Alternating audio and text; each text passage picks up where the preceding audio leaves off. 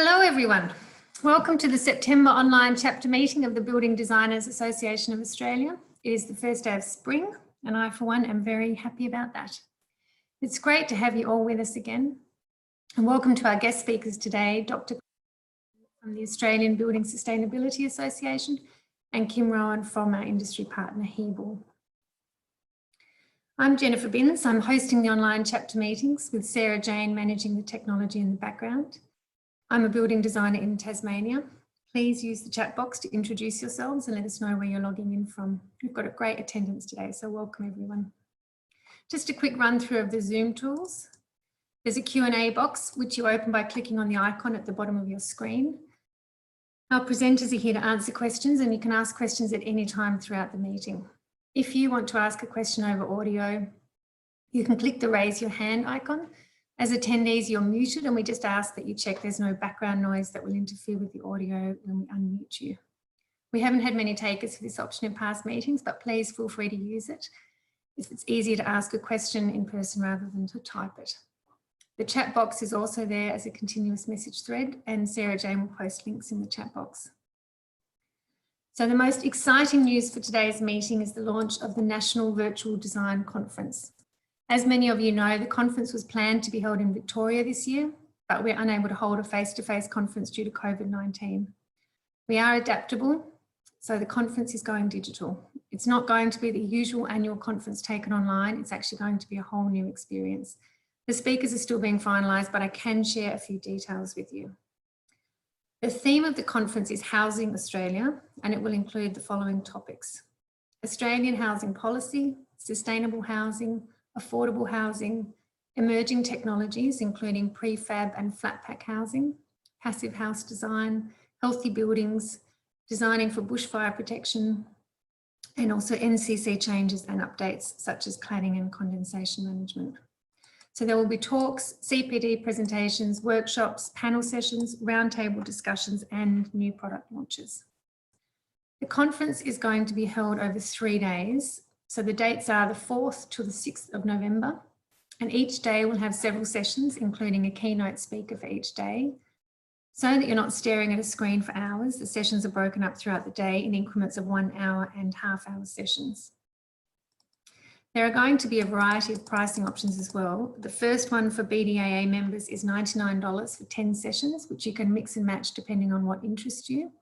This is an early bird price for September, and it will go up to $149 in October. So I'd encourage you to make the most of this rate if a 10-pass pack is of interest to you. For non-BDAA members, the early bird rate for a 10-pass mix and match package is $149 for September, and it will go up to $199 in October. The best value package will be the All Access Pass, where there is no restriction in what you can attend. The All Access Pass is $249 and you can attend every presentation, every CPD event and every workshop.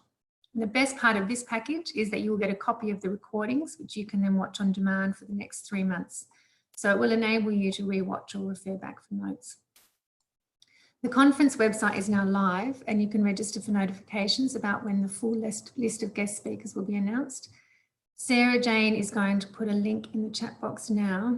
At this stage, the website is just for registering your interest, so you'll be notified in due course when the speakers have been confirmed. There are a few webinars coming up which may be of interest as well. BlueScope will be discussing buildings with light gauge steel and how to take your next project forward with their True Core product. Learn about the future of framing and specifying, plus the design flexibility of True Core. This is a formal CPD event to be held at 1 p.m. on the 8th of September.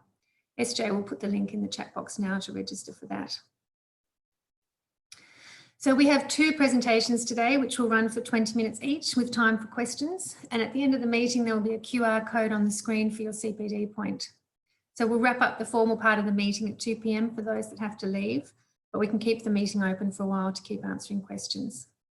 So please remember, ask your questions and we'll make the most of being able to interact with each other. Our first presentation is from Dr. Clyde Anderson from the Australian Building Sustainability Association with a presentation on why you would use NAFAs over elemental provisions. Deemed to satisfy as compliance with either additional cost or inadequate comfort, and NAFAs done correctly enables comfortable homes. Clyde is joined today by Sharif, so welcome both of you. And Clyde, if we've got you there on video, I am going to hand over to you. Are you there, Clyde? Yes, I'm just turning my video on now. Lovely. There we go. Welcome. Is that it? Thank you. It's all yours. Okay, excellent. Hi, for those who don't know me, my name's Clyde Anderson. If you Google Clyde Anderson, you'll find out about me. I've been doing energy efficiency assessments for over 20 years, but I would like to know a bit about you. So Sarah, if you could put up the first poll, I'd like to know where you come from, please. If you could do that, thank you. So if you could just fill out what state or territory you're from, and I put the other there for those people who might be overseas, which is certainly quite likely with these type of formats. Just like to know what jurisdiction you're kind of working in. If you could just answer that, I'll give you another 10 seconds. 9, 8, 7, 6, 5, 4, 3, 2, 1. Thank you, Sarah. If you could share the answers for us. Excellent. Okay, so as expected, the highest population state has the highest number of attendees. Thank you very much for everybody coming. And we have a few people that look like they come from overseas. No one from Northern Territory, which is not surprising because there's a low population there, but certainly we very much appreciate everyone attending. And so the idea is that this presentation will cover the national requirements. So individual jurisdiction requirements may be slightly different. And I will mention that BASICs in New South Wales is not covered in this presentation. That's a totally different ballgame and of course does not apply outside of New South Wales. So I'm looking at the nationwide house energy rating scheme as it stands. As you know, in New South Wales, BASICs is based on the NatHERS software. So a lot of what I'm talking about will be relevant, particularly the elemental provisions, which in your term would be the do-it-yourself, the DIY process. So next slide, let me just move to the next one. So in this presentation, we want to look at how the energy efficiency in the residential codes has developed over time, and you might get a few surprises there. And particularly what is this elemental recipe, I like to call it. And then introducing the robustness that NatHERS has available for us, and comparing the NatHERS with the deemed to satisfy 2010, which in fact is the current stringency that is in the code, soon to be changed. And then to answering two questions: why would you want to use elemental, and why would you want to use NatHERS? Now, for those of you who know, we might put up the second poll, which is what type of residential projects do you work on? Now let's just draw a line at 10%, and anything less than 10% of the work you do is not really relevant. At this stage, it's a minor amount of work, I suppose. Just like to get a feel for the range of residential projects you're working on. So I'll give you 5 more seconds. 4, 3, 2, 1. Thank you, Sarah, if you could share the results there.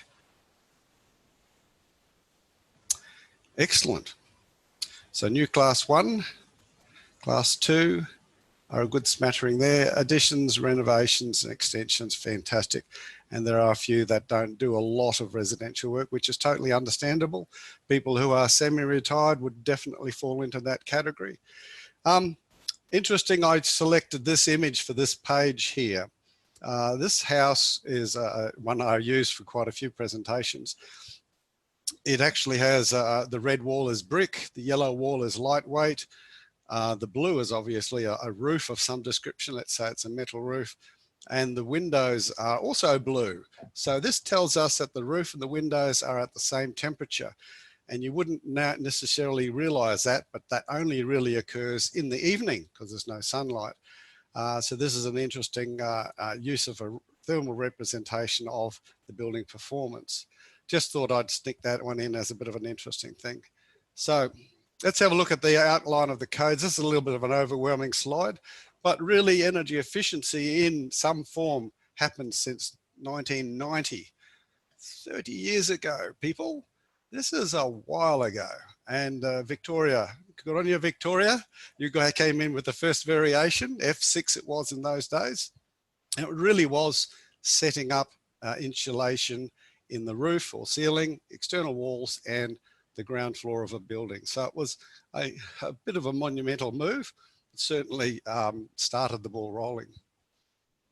Then in 1996, there was an amendment of volume 2. This is where they actually split the volumes between volume 1 and volume 2 around about the 96 version. And they have multiple amendments of BCA 96. In fact, they had, I think it was 13 amendments. And each one varied on when it started. So you have to really look at the time of starting. But in 1997, the ACT, good on you ACT, they had 4 stars in ACT House Energy Rating Scheme. And that was a outstanding application of energy calculation software. The software in those days was first rate version 3, which is no longer available, of course. Back in those days, it was all there was available. It was world leading and certainly delivered the outcome that ACT was looking for. Or they had an alternative, which was just make sure you have enough insulation, roof walls, and a suspended timber floor. That was what the ACT variation, ACT 5 had. Then, and also Victoria rolled into what they call VIC 1, thermal insulation, which was much the same as the previous F6. And that was all that was happening around the country back in 1997. So skip along a bit to 2003 now. That's when we started getting our interesting verification methods and our common understanding of the energy efficiency. The verification method back in those days was the star rating of 3.5 stars.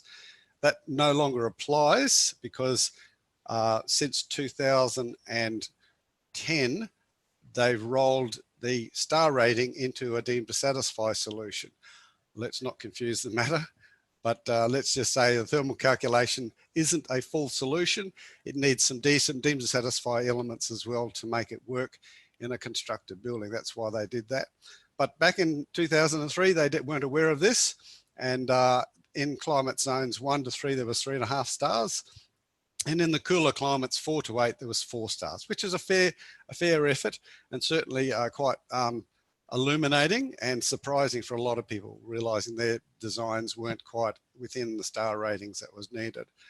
There was also the deemed to satisfy recipe on the elemental part 312, and that deemed to satisfy recipe still continues in a largely modified form, but certainly a lot of it is still continuing into the current day.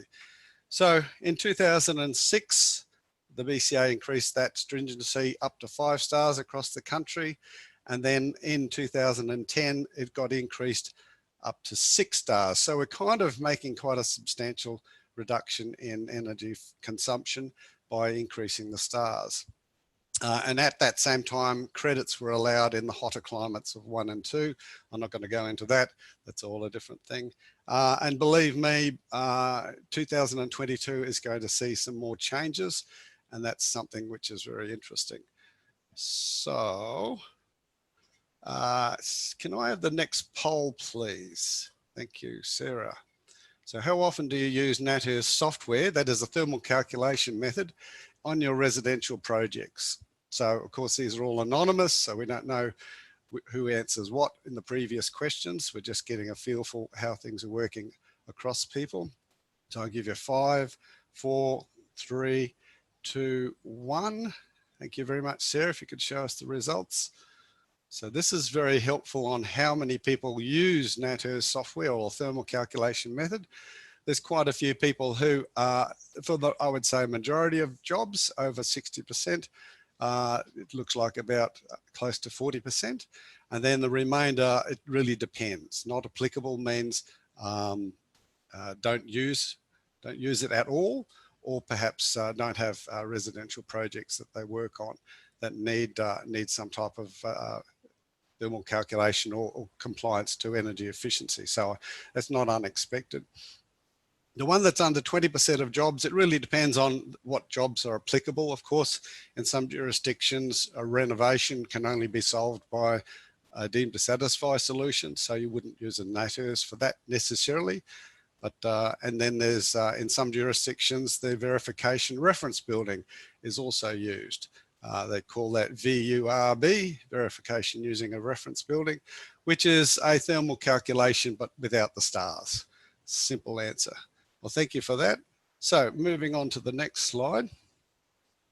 Back in BCA 1992, sorry, Amendment 12, which if you recall, that was 2003. What they said was the energy ratings, or the maximum annual energy loads, are for a house with energy efficiency measures considered appropriate for the location. I highlighted that. By the relevant respective jurisdiction. Of course, jurisdictions can override the BCA, and they do, and they continue to do, and probably will always have an overwriting requirement, particularly because the code doesn't do what they want they want to happen, and there's other measures that they need to comply with. And so secondly, as far as the energy rating is concerned, these annual energy loads are expressed in terms of values in the Nationwide House Energy Rating Scheme, and they contain inherent assumptions, and everybody can argue that those assumptions are not applicable or not relevant, or they don't work, or NatHERS doesn't work because the assumptions are based on incorrect information. To be honest, I'm on the NatHERS Technical Advisory Committee, and I hear that very frequently. And the issue is, what numbers should we use? We're trying to have a benchmark to compare two houses in the same space, the same location, the same climate. We need to have something that is an assumption that we assume the occupancy is the same, the internal heat loads for the appliances is the same, and how curtains and blinds are operated is the same, so that those assumptions mean we're comparing two houses on an identical basis. Obviously, the amount of energy a house uses is a function of those assumptions. But if you use standardized assumptions, then you're going to get a standardized result. And I'll totally agree with people about the thermostat settings. I don't think they're necessarily realistic, but they are a measure to come up with a standard rating. So, and that's what the third dot point here is. They don't necessarily reflect how people actually use a building, and they're appropriate for building comparisons only. So that's the purpose of the Nationwide House Energy Rating Scheme, is to give us a measure that we can, a measurement that compare two buildings. It doesn't recommend good practice, and it certainly sometimes unfairly, and I'll totally agree with you, unfairly penalise good designs because the standardised assumptions push the building out of compliance, and otherwise it's a fantastic design. Totally agree with you there. So let's have a quick look at the recipe. What is the recipe? I'm not going into this in any detail. If you've been involved in the space, you know it very well. But the formula is basically have enough insulation, 3-12-1, building fabric, you have to have enough insulation. The assumption therefore is more insulation is better. Certainly, I would totally agree once again, if you have in a climate which is always cold outside or always hot outside, more insulation would definitely reduce unwanted heat flow into your living space. But otherwise, I think you might find that more is not necessarily the best solution. How would you know that? Well, it won't come out in a recipe formula. Elemental recipe does only say more is better. Same with external glazing. Make sure you don't have too much glass. Really, that's the summary of it. Measured in two ways currently, thermal conduction, and that's of the glass plus frames. And then you've got the solar heat gain. Solar heat gain is a function of orientation, function of shade, and solar heat gain coefficient. And those who use the calculator know that it's not always easy to get a solution. I'll talk about that shortly. The building ceiling, how the envelope of the building reduces unwanted infiltration through the openings that are planned to be opened, and also the building fabric joined between the materials. That's what building sealing is all about. Obviously, you want to be able to open things when they're open, but when they're closed, you don't want them to be leaking. So building sealing is all about controlling the unwanted heat loss and gain through infiltration. Air movement, this is slightly different. This is intentional airflow now, where when the windows or doors are open, you're having enough ventilation, enough airflow, and this is a credit towards your glazing. So if you have better airflow, you can have more glass. Slightly more, maybe 5 or 10% more glazing in area, but certainly air movement does give you a credit towards your glazing calculation. And those who use it know that it's an input into the glazing calculator. And finally, the services, 3.12.5 is basically about insulating of pipework and ducting, and that's always been the case. It's modified and varied over the years, but certainly the intention is to make sure equipment is not wasting energy and being inefficient. So there's a quote from the Amendment 12 of BCA 96. Expected that most houses constructed to meet the deemed to satisfy provisions in climate zones 4 to 8, cooler climates, will achieve a level of thermal performance equivalent to 4 stars house energy rating. Yeah, okay, well 4 stars is not bad, but it's not really fantastic either. In fact, I would think 4 stars would be uncomfortable for something like 4 months of the year at least. 4 months of the year, 100 days, something like that. It's really not going to be comfortable all the day long. It's going to be far too hot or far too cold for part of those days. And if you think star ratings are hard to understand, it's really a measure of relative comfort. More stars is more comfortable. If you think of it in that way, it's a good analogy. So how we get with NatHERS? There's the NatHERS logo there. You've all seen that supposedly. So it's a national scheme administered by the federal government in Canberra on behalf of all the Australian governments. And there's a whole process of administration behind that setting up and operation of the NatHERS scheme. Included in NatHERS is the software tools, and we hear a lot about the software because that's what's in the code, but the software is only part of the solution. Software has to have an accuracy of within 5% of what they call the benchmark tool in order to be accredited. So it's quite a rigorous process of comparing software with a benchmark. Then there's the assessors have a assessor accrediting organisation. And this accrediting organisations have to follow a protocol, and ABSA is an assessor accrediting organisation. Consequently, the process is fairly robust because the assessors who are members of the accrediting organisation are accountable to the AAOs. Then NatHERS also has procedures, and if you don't follow these procedures, you don't get the right result. So there's the technical note, and then there's the NatHERS certificate. I'll talk about that a little bit later. The calculation engine underpinning the software is also being developed. It's not a static animal. It actually gets an update and revision roughly every 6 months. And those of you who are assessors and have the software, you know that it needs to be updated regularly because they keep improving it. And then there's a stakeholder consultative group and a technical advisory committee, all of which are informing NatHERS on how they're going to proceed into the future. So what is a genuine NatHERS? And the reason why I say this is a lot of people who can NatHERS actually probably haven't seen a genuine NatHERS in all its entirety. They've seen parts of it and there's bits missing, and it's like a car with a wheel that's come off. It's an accident waiting to happen. If you're not got all the bits that make NatHERS genuine, you don't have genuine NatHERS. So the first thing that NatHERS has got is a qualification, a certificate for, it's now called Home Energy Efficiency and Sustainability. I was on the working group to develop that new qualification, and it's a very robust qualification. If you have that qualification, I will shake your hand because I know you've done a really good and really complex and challenging qualification. Every assessor must sign a code of practice, and that obviously means some ability to manage your conflicts of interests and to follow through on the policies and procedures that are outlined in the the assessor accrediting organisation. You must have professional insurance because you're a professional. If you don't have professional indemnity insurance, you aren't being a genuine NATERS assessor. In fact, you can't be accredited without professional indemnity insurance. And to maintain accreditation, continuing professional development. We all know about this as professionals. It is an important part of staying on up to date. But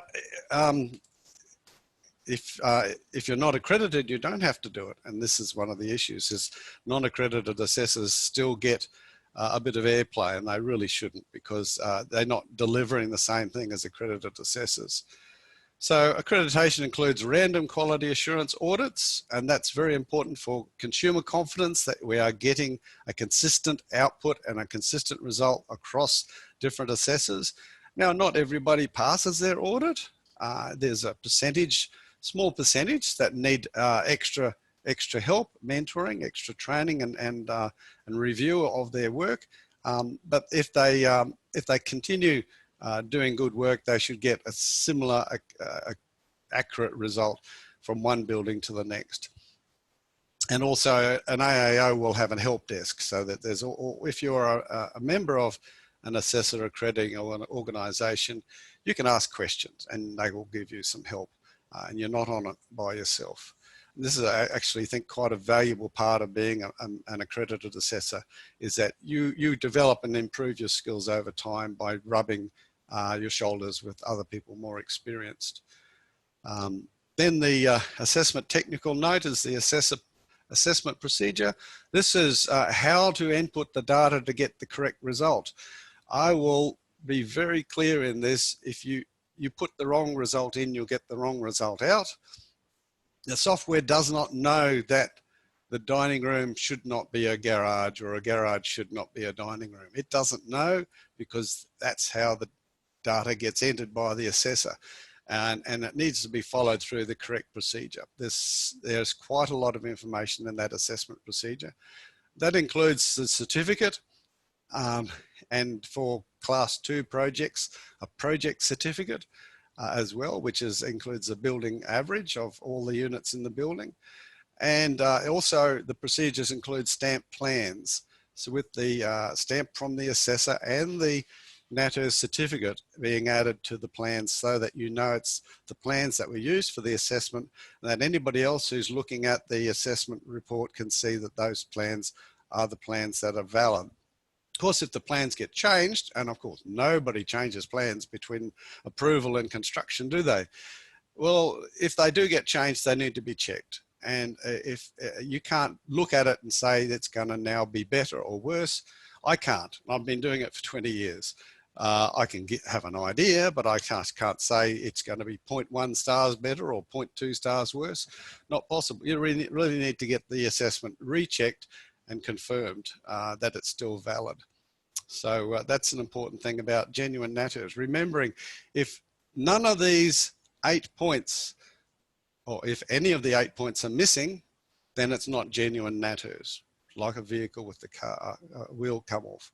It's not giving you the result that it should be getting. Right, so just in summary, I've got a really short time frame now. Sorry, I'm going a bit over time. Back in 2009, I wrote a report for the Australian Building Codes Board on how to test BCA 2010 deemed to satisfy measures. And very quickly, we had a look at 3 floor plans, brick veneer, a 2-story brick veneer, and a 2-story timber framed house. The numbers are 1, 8, and 12. And I looked at 9 cities, and they covered 7 of the BCA climate zone, didn't do the Alpine.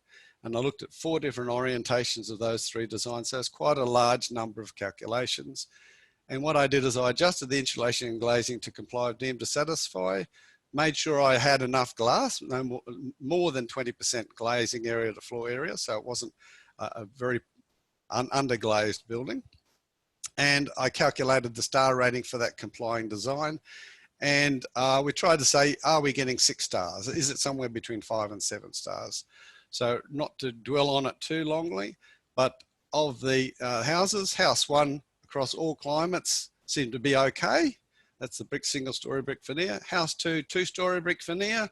having problems in Perth and Adelaide, which is also the climate for Sydney. So therefore some issues there, otherwise not too bad.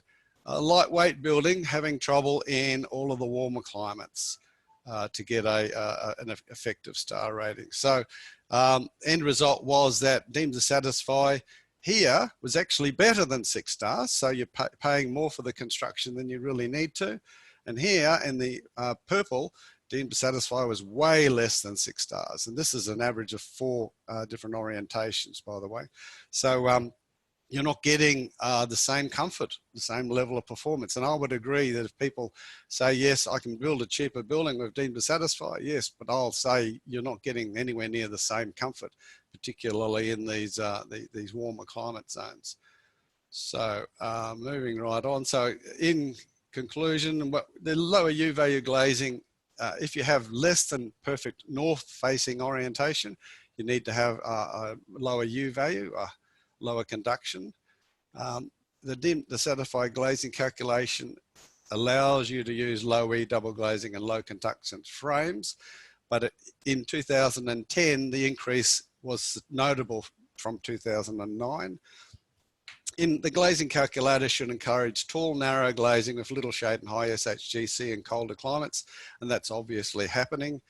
In the 2-story brick veneer house did not achieve 6 stars equivalence in climate zone 5, which was quite a surprise.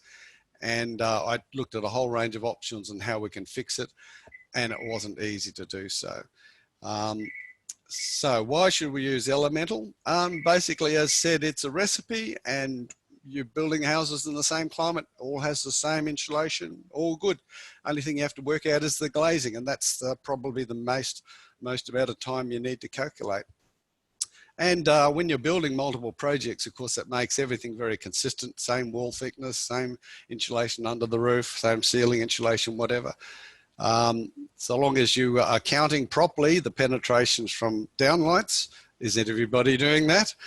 You should, because that's part of the code. It has been for quite a while.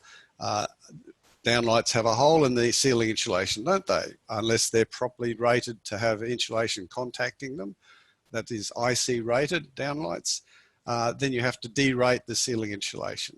Don't know many people actually realize that or are implying it. The glazing calculator in 2010, you can actually get it okay in climate zone 1. You can get single glass results, solutions for that.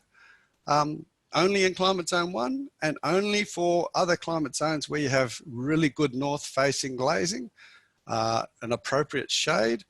Otherwise, you're going to have to go to low E glass. Double glazing is common in colder climates if they don't have optimum orientation. In some jurisdictions, you don't need NATERS, you don't need accreditation, you don't need your qualification. Anything goes and you get what you get. And no wonder NATERS is not working, because no one's applying NATERS. DTS you can do yourself, of course. You don't need an energy assessor, but have you counted the shade in the glazing correctly? So last 2 slides, why use NATERS? You can optimize the layout, and particularly early in the design process, you can reduce the cost of specifications. If you're not using if the glazing calculator is not working, NATERS is the best solution for you. NATERS is a measure of human comfort, and you can get human comfort working in every room of the house, not just in the rooms that don't have a lot of east or west glazing. More stars is more comfortable. NATERS is a robust, nationally recognised system, and it has inbuilt accountability if it is applied completely. And of course, those of you who use or know an accredited assessor, they are able to explain the thermal simulation results, and you get the results that you want and how to get the building to comply. So a bit over time there, Jennifer, sorry about that. That's all right, fine. Thanks for rushing through that in the end. I'm sorry we haven't got more time for you. There are a few questions coming in, so I'm just wondering if you can stay online with Sharif and answer some of those questions while we move on to the next presentation, because there are some that come through. But thank you very much. That was great. So the next presentation is Kim Rowan from Hebel, who's joined by Jacinta, and they are going to give us a sneak preview into a few new products that Hebel is going to be launching. So Kim, have we got you online? Yes, you do. Lovely, welcome. I'm going to hand over to you now. Thank you very much. Hi everyone. Hi everyone that I know. Nice to see you, Jen. So I'm Kim from Hebel these days, everyone. So some of you may know me from Cementel. So I was there at Cementel about 6 months ago and just moved across to Hebel, so doing some marketing in that space. Jacinta Posen, who's also on the line, and she's going to be helping if you've got any questions throughout the presentation. Jacinta is our amazing Marcoms manager and looks after a lot of our social and digital. So if you have any questions in that space, do give her a call. Usually you would probably have Jeff Trevarthen. Most of you would know Jeff. He's certainly been delivering Hebel presentations for a very long time. So I've taken over the mantle today, but yeah, Jeff is certainly still around and very engaged. So I just am going to share my screen with you all just to take you through some prezos.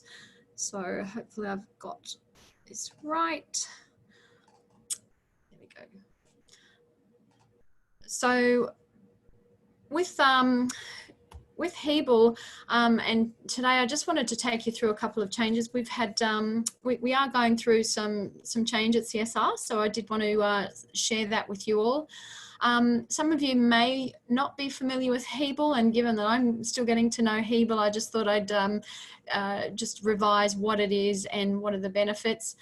Talking about some new products that we have, and just rounding out with our Imagine publication, and hopefully most of you will have seen that, and we'd love to get your feedback. So just moving on. So with CSR, as I mentioned, late last year in September, actually, we had a new CEO appointed, and as you know, that as usually comes with that, we have some changes in the business, and most recently, these are fairly significant changes for us, where our business has basically been divided into 3 new business units. So interior systems, masonry and insulation, and construction systems. And what that actually meant was reconfiguring of our brands and which brands would sit with each other underneath those new business units. Interior systems, so that is our juggernaut of Gyprock. So, you know, certainly our largest business within the CSR stable. Himmel, our interior systems, and Martini, that made sense that they stayed with the interior systems. And then our New Zealand business, Potters, which most of you may not know, but that's our interior business. So they're now forming interior systems, predominantly focusing on, as you would imagine, interior systems and products. Then we had our masonry and installation. So Bradford, you know, huge business, lots of sub-brands under that. But because it's so capital intensive with factories, and there were good synergies between some of those products, Monia Roofing was already a part of Bradford, and it made sense that we join bricks back into that space. So again, you know, very heavily driven by factories, so that's that new business unit. And then coming to the best business unit, of course, is our construction systems. So this is really all about our structural and cladding systems, and so AFS, which is certainly more of our structural and permanent formwork business, that was now joined with Cementel and Hebel. So, you know, tried to move away from Cementel, but just followed me back. So there's something in that. And so we are now sort of just working through some of those last mechanics on how we will actually start to integrate and face and do our market facing work. So stay tuned on some of that, you know, that you'll start to see roll out over the coming months. But we're pretty excited internally. Certainly the construction systems for us makes a lot of sense, and you know, in terms of product development, very good opportunities. And as you can imagine, I'm pretty excited about that. So with Hebel, for those of you who don't know, this is just a very quick overview, but we have products and systems that certainly fit into the houses and low-rise multi-res space.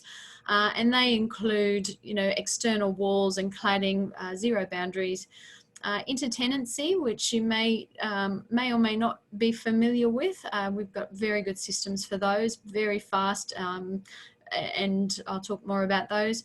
And of course, our flooring systems. Power Floor is a very well-known product in the residential building space, and you know, it performs really well, and you know, gives you that great sound insulation between floors. So we've got plenty of information on our website. And our high-rise apartments, so that may be where a lot of you could be familiar with the Hebel brand. So our internal wall system, so simple. I saw it on site for the first time when I moved across, and I just went, oh my God, such a simple system. So if you do want any more information, contact Jacinda, myself, or Jeff, because we'd love to take you through that. And of course, our external walls, facades, and we have flooring products in that space as well. If you haven't seen the product before, we have panels. We also have blocks. We're traditionally known for our block products, but certainly these days it's more about our reinforced panels. They come in a 50 mil thick, which generally goes into our residential applications, or our 75, which are more the commercial space. We can have a square edge profile, or we can have a tongue and groove, and that just depends on what application you're using them for, and we can certainly give you guidance in that space. Our flooring products, so they start from 75 mil, and then they you know, can increase up to 200 mil, again depending on your application. So they're our panel products.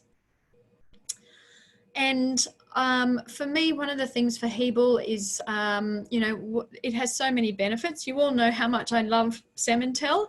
You know, a bit of a love competition here now, because the benefits of Hebel are pretty substantial as I continue to learn. So, you know, being Australian made, we've got our plant up at Somersby, and late last year, we extended our capacity with an absolutely brand new world-class facility. So that's pretty exciting. And, you know, the demand in the market was underpinning the requirement for that addition.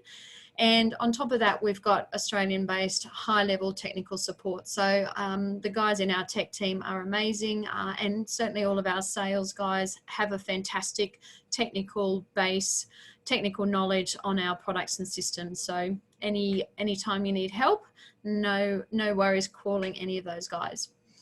Our products are non-combustible and fire resistant, and certainly when being compared to other building materials, AAC is a front runner. It's got incredible fire properties, and also suitable for those bushfire and flame zone construction jobs. We are getting quite a lot of interest now out of the South Coast in some of the rebuild. So it's nice that Hebel is being recognised for that. So yeah, we look forward to sharing some projects out of that in the future. Structural capacity, so lightweight, yet, you know, we've got a pretty high strength capability.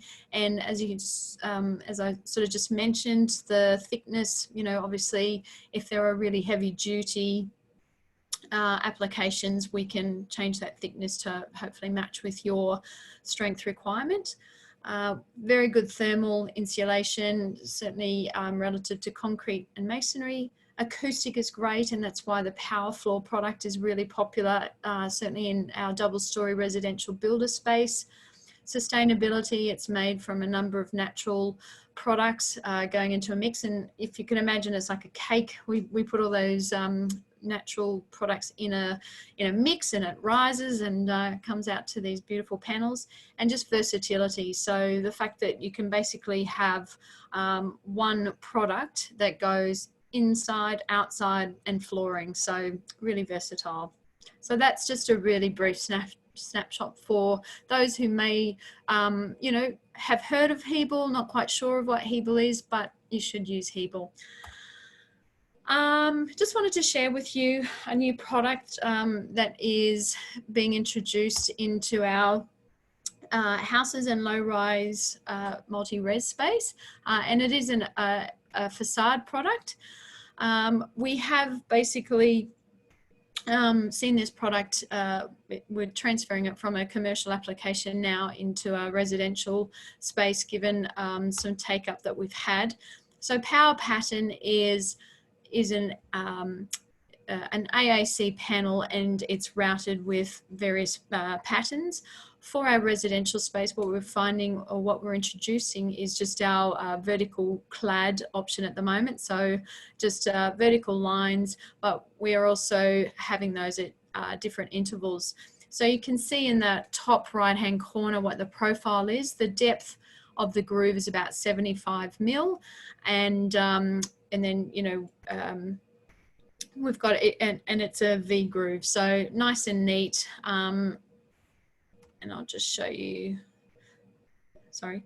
So that's the diagram on the actual V groove, and these are the particular profiles that we have. So 100 mil, 150, 200, 300, and you can also just use the blank panel if you like. We're saying that these are available in our power panel sizes of 27, 28, 50, 3 meters and 3.3 meters, and they are a 600 mil wide and a 75 mil thick. The features and benefits of Power Pattern. So for Hebel, it is our entry into a decorative space for residential. So, you know, it is a different product in the sense of, you know, Cemintel is very decorative through colour, with bare stone and surround like products. So for us, we have to look at other ways of making our products decorative, and this is certainly one way of entering that space. The beauty of it is we can add these textures and patterns to the panel, and, you know, you're still installing Hebel in the same way. It can be painted, so, you know, you don't have to have a rendered finish. The power panel that we use for Power Pattern, and you have to get all your alliteration right, is actually a smoother panel than our standard Power Pattern. So standard power panel, there you go. 75 mil thick, and these panels, you know, are very solid, and you can still have your your deep window reveals, so it just gives you a really nice finish around the windows, so you can sort of see above the door onto the right hand side image. And you're still obviously having your Hebel benefits around thermal and acoustics, and it's suitable for either timber or steel frame. So that's an actual multi-res project in Sydney, which I'll show you a little bit more of. And these were just a couple of renders that we're gearing up to launch with. So, you know, quite a robust material and quite an attractive one. So we're hoping that we'll see some projects pretty soon. I think this image here, the fact that you can have, you know, a multi-res and you know, townhouse complex, low density, and basically that one material, so you can have your traditional rendered or painted finish, and then apply a different texture with the Power Pattern. We have we have this first project, as I mentioned, and this is the multi-res version. So it was 45 apartments in Caringbah, which was used on some of the external balconies and the facades. So it was a landmark property development group project, and we've actually got some more details on our blog on our website if you wanted to find some more out about that. Excuse me. And this was just another couple of shots. Loving all these rounded and softenings of the building, so certainly on trend at the moment. And then the other products that get to complement each other now that we are all one is our Cementel Street Style. So some of you may have seen this already, but Cementel, we've added some new profiles to our weatherboard collection and also our verticals. So we now have a this Balmoral weatherboard. So comes in a 150 and 180 mil profile, 16 mil thick. It's got a tongue and groove joint at the ends of the actual boards. Comes in 4200 length. So I'm sure you know what product that is competing with, and you know, looking forward to seeing many more houses. So that'll complement really beautifully the Scarborough, which you know, we've been known for. That's our Scarborough, which is very popular. And then our new vertical cladding. So Edge was our first product in the vertical cladding space, and you know, that's a new that's not a new product, but taking that as a concept and then adding some different profiles. So we've actually got Edge now in a 75 mil, and these profiles will all be V groove as well. 75, we've got 150, which was the standard Edge, and then a 300 and 400, and the 300 mil is unique to Cementel, and they can be laid either vertically or horizontally, but Edge has traditionally been laid vertically, but you know, you can also lay them horizontally. Imagine, so we created this earlier this year, and the whole intent of publishing Imagine was that we wanted to change the way people think about Hebel. And you know, it's a little bit difficult, a little bit more difficult than Cementel, which is you know, it's a product on its own. Hebel, we're the substrate, and we need to make it beautiful with our coating partners.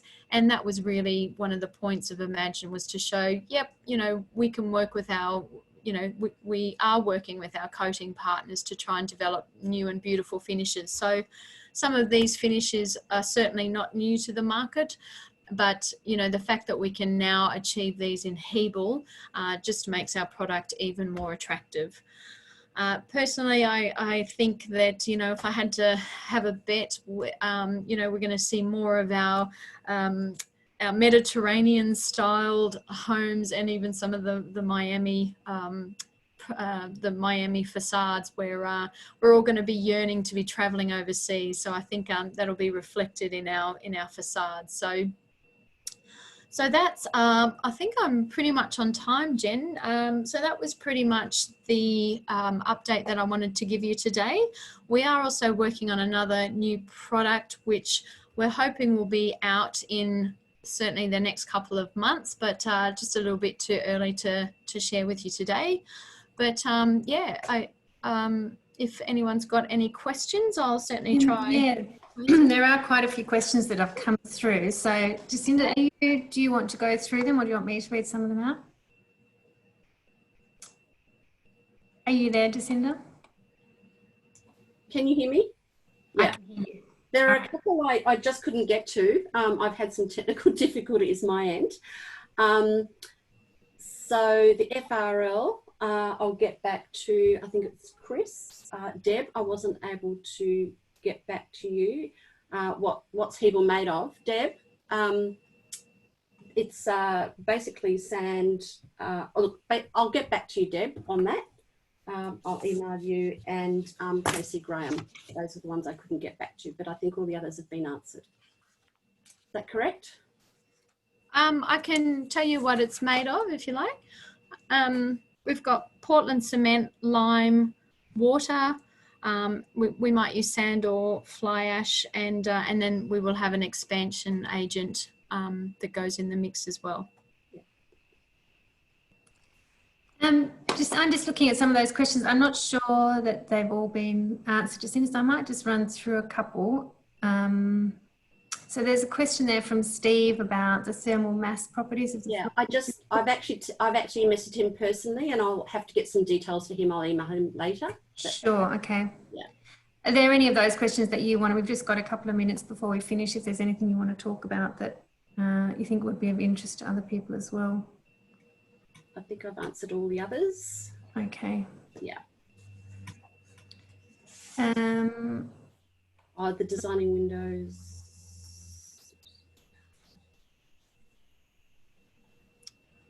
Designing a window, yes, Hebel's very easy to cut. That was George's. Lovely. Well, we might just leave you online if you can just stay for a couple of minutes in case there's any other questions that come up.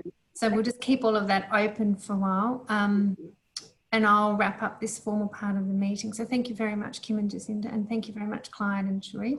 Thank you. So thank you to everyone for attending as well, and Sarah Jane for managing all of that for us. The next online chapter meeting is the 6th of October at 1 o'clock. So keep an eye out for the email and register for the meeting.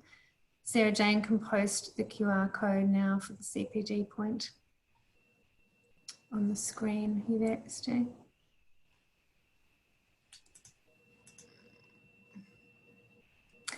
So if there are any other questions, feel free to ask them while we've got a panel of people here to answer them. Otherwise, thank you very much for attending, and we will see you next time. Okay, bye for now.